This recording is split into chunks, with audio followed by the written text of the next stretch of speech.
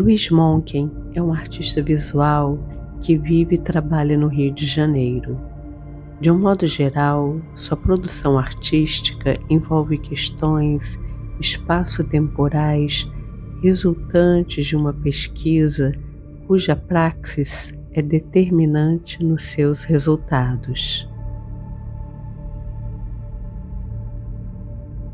Moncken é um artista investigador, cuja curiosidade intelectual sobre matérias e materiais, formas e espaço, assim como as suas relações intrínsecas, promove muitas vezes a criação de novas técnicas.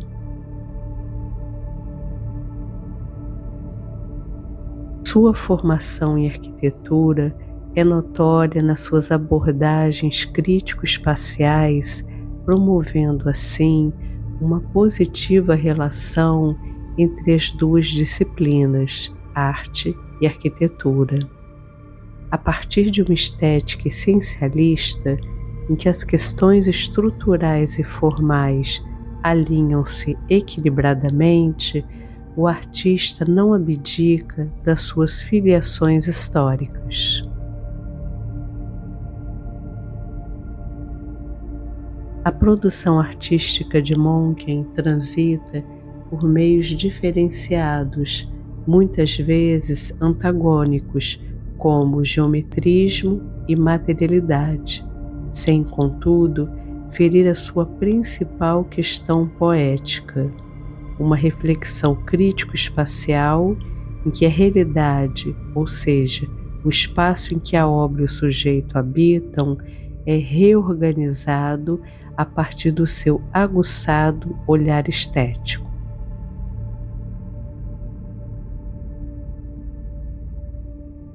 Nas suas obras móveis, por exemplo, sujeitas ao toque, às ações do tempo, como a brisa ou o vento, ou algum tipo de motor, o espaço provocado é ativado. Suas obras móveis acordam-se ao conceito histórico de cinetismo, que, contudo, não será aqui utilizado pela sua associação a questões de algum modo já superadas da arte.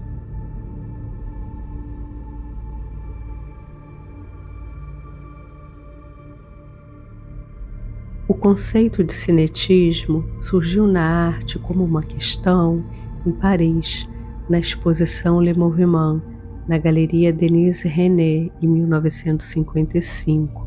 Contudo, não se pode ignorar as suas inserções durante especialmente as experiências estéticas do construtivismo russo nas primeiras décadas do século XX.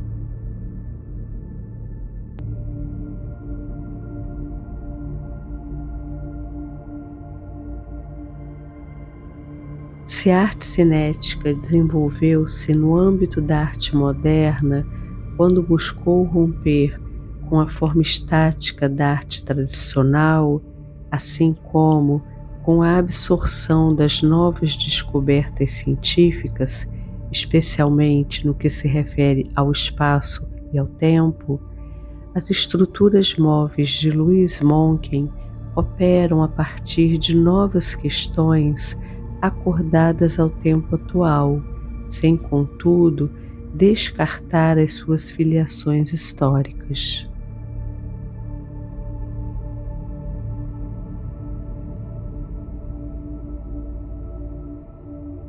Também é notória as suas influências locais, como aquelas relativas ao movimento neoconcreto, que, por sua vez, também sofreu as mencionadas influências históricas. Neste contexto, talvez as suas referências mais notórias sejam aquelas voltadas para a produção tridimensional de Elliott Sica, em particular seus bilaterais e relevos espaciais, em que a cor e a abordagem geométrica são determinantes.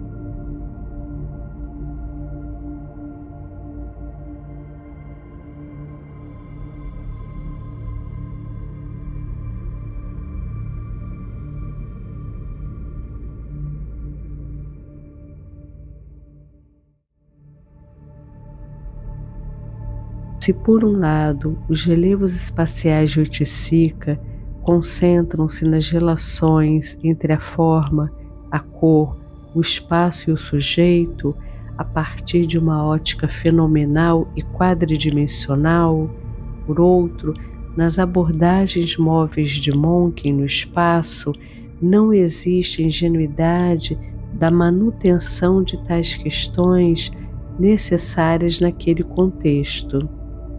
As estruturas móveis de Monken, apesar da sua notória referência formal, cumprem-se a partir de um novo olhar sobre a realidade, compatível com o tempo atual.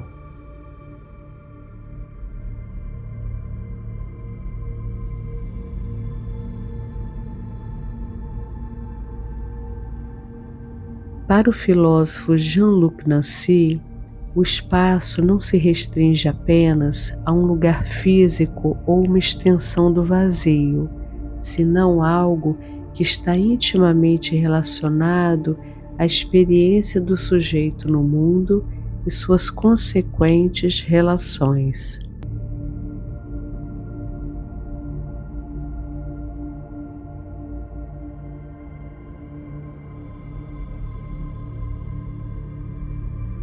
Assim, para o autor, o espaço é uma relação de coexistência que está condicionada à presença do outro.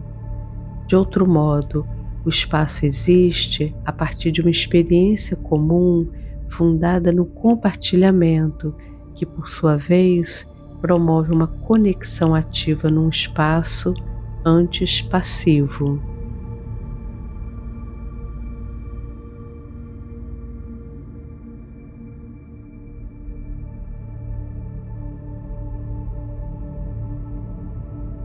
É neste sentido que opera a mobilidade das obras de Monken. Trata-se de um corpo cujo movimento promove relações com outros corpos.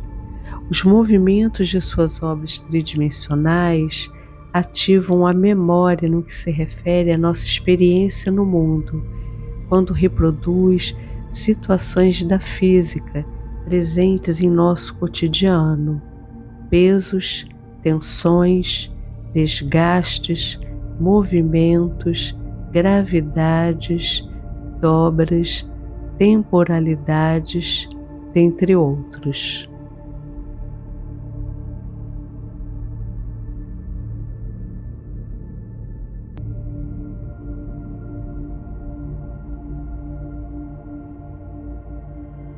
Suas estruturas tridimensionais, ora suspensas, ora objetuais, ora interventivas, quando não estão em movimento, sugerem a sua possibilidade, mentalmente.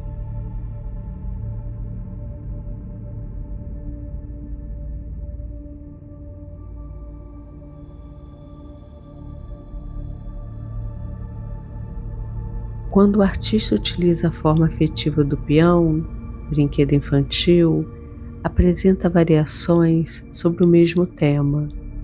Em alguns casos, estão incrustados numa mesa, imóveis na sua materialidade, contudo móveis no plano mental.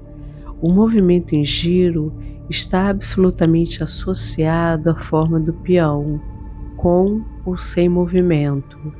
Existe uma temporalidade em devir.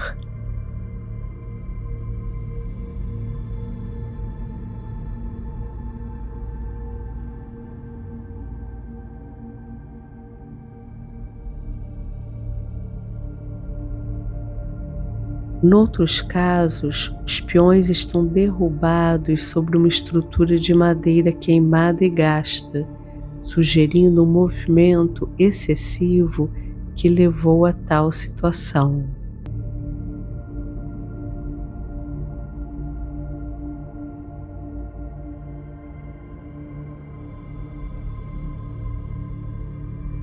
Noutros, o movimento é mecânico, quando o giro artificial é mantido por um motor, cujo som incessante revela sua natureza irreal.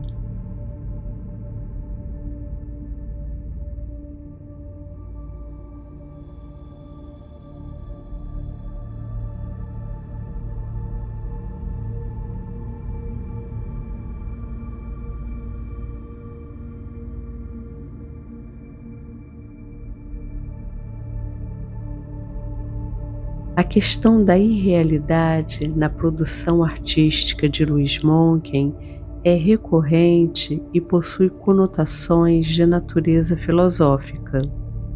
Uma base de madeira queimada pelo excesso de giro de peões, tombados, por exemplo, de algum modo espelha metaforicamente situações que enfrentamos na vida e que causam desgastes ou perdas. O artista aborda poeticamente algo que é dramático.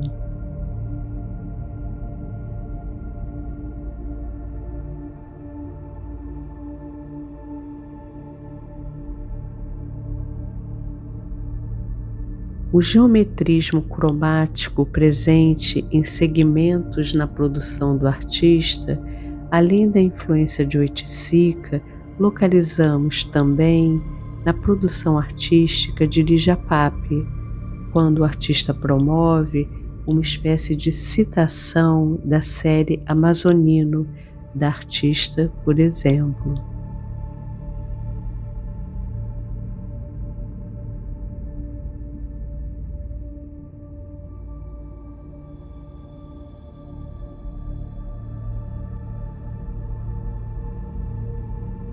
De um modo geral, a citação é uma forma de dar continuidade a questões impostas anteriormente por um artista e que podem ser resgatadas a partir de novas abordagens absolutamente inaugurais. Assim, os desdobramentos que Monck promove a partir de suas filiações estéticas corroboram em novas formulações que superam o seu modelo, dando prosseguimento às suas pesquisas estéticas.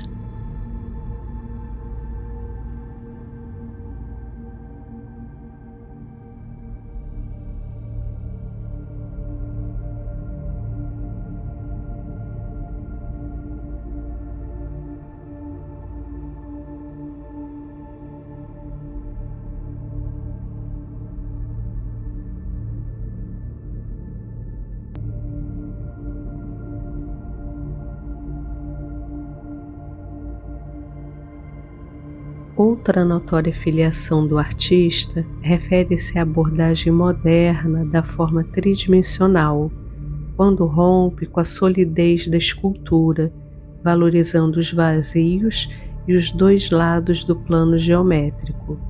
Se no início do século XX tal ruptura estava relacionada à discussão crítica sobre as possibilidades formais e espaciais da escultura, com Moncken refere-se apenas à sua releitura a partir de novas relações espaço-temporais.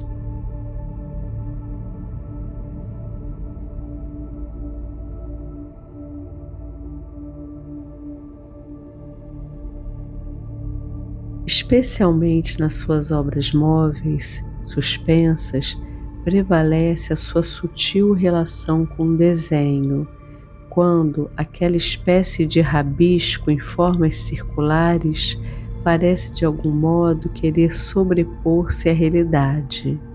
Sob este aspecto, a cor tem participação relevante ao afirmar materialmente tal estrutura.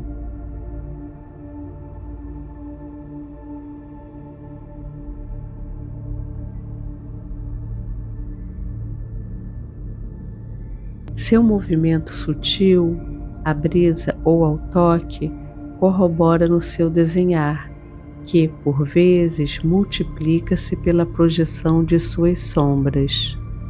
Ao contrário das experiências construtivas, as suas estruturas possuem uma maleabilidade cuja tensão é relativa ao modelo de molas, ou seja, mecanismos capazes de absorver choques ou manter a tensão em sistemas mecânicos.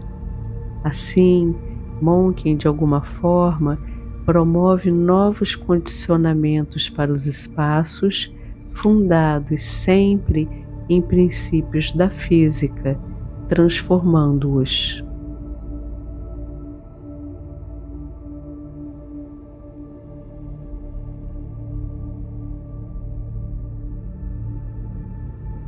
A interferência do vento afirma a circularidade da sua estrutura num movimento em giro. A experiência do sujeito no espaço perspético ou no interior da caixa cubo-arquitetônica foi pensada nas suas infinitas possibilidades por Albert, que a concluiu numa síntese de 7 itinerários: os movimentos para cima ou para baixo, para a esquerda ou para a direita, avançando ou retrocedendo e finalmente girando. De modo análogo, as axialidades do corpo humano definem uma orientação septenária no espaço tridimensional. O corpo em pé refere-se ao eixo vertical da gravidade, subdividindo-se nas partes superior e inferior. O rosto representa a frontalidade, que, com sua bilateralidade simétrica, define a direita e a esquerda e seus respectivos hemisférios, razão e emoção. A posteridade como região topológica do atrás e, por último, o espaço interior do homem, em que, pela rotação e circularidade de seus membros, determina a esfera da ação. Essa concepção espacial, orientada para o homem, reflete o espírito humanista renascentista na valorização da sua consciência e individualidade.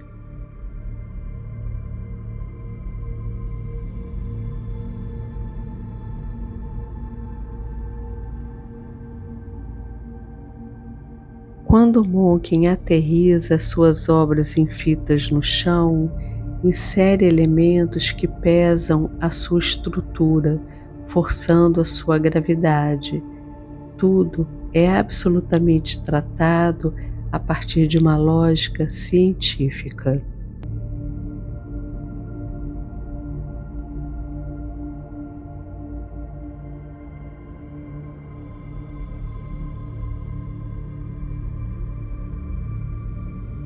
Assim, as estruturas de Monckton, sejam móveis ou não, revelam condicionamentos recorrentes que experimentamos na vida, cotidianamente, explicitados pela física, visto constituir-se como uma ciência que investiga as leis do universo no que se refere à matéria e à energia. Desta forma, peso, tensão, leveza, desgastes, solidez, imaterialidade, dentre outros, fazem parte do repertório do artista como estratégia de desvelamento da experiência do não percebido.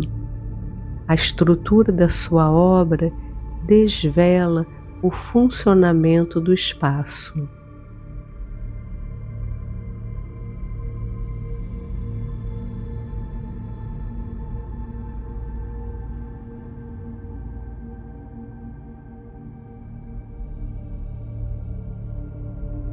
Faz parte da estratégia do artista corromper a realidade em prol da sua acuidade.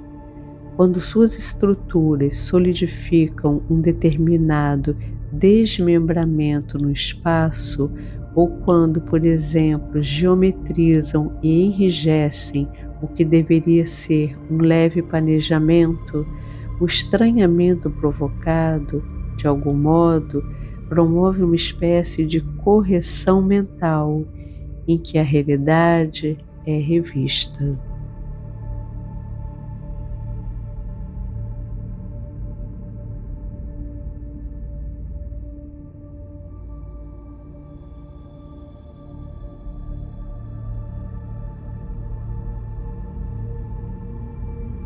A intimidade do artista com os desenvolvimentos da arte na sua história é notória nas suas diversas formas de citação. Apesar de uma essencialidade purista, a produção artística de Louis Monckton não está fundada numa estética formalista, tendo em vista seu amplo trânsito por diversas linguagens.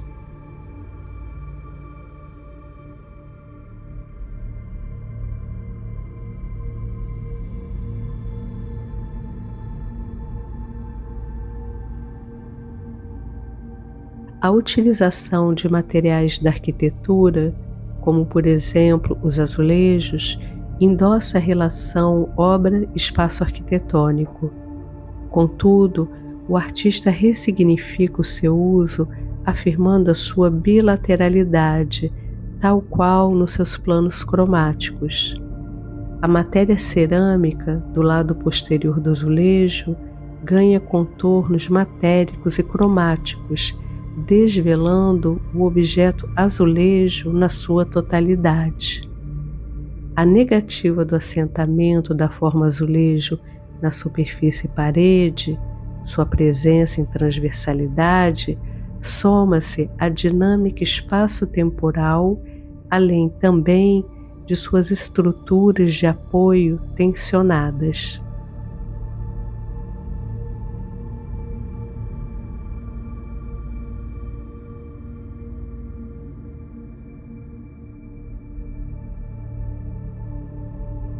A partir de uma apropriação-citação, o artista promove novas sínteses até, finalmente, romper com seu modelo original, resultando confrontos físico-materiais aparentemente nonsense, mas que, contrariamente, revelam a sua profunda capacidade de superar a imagem-forma, legitimando a essencialidade da sua estrutura.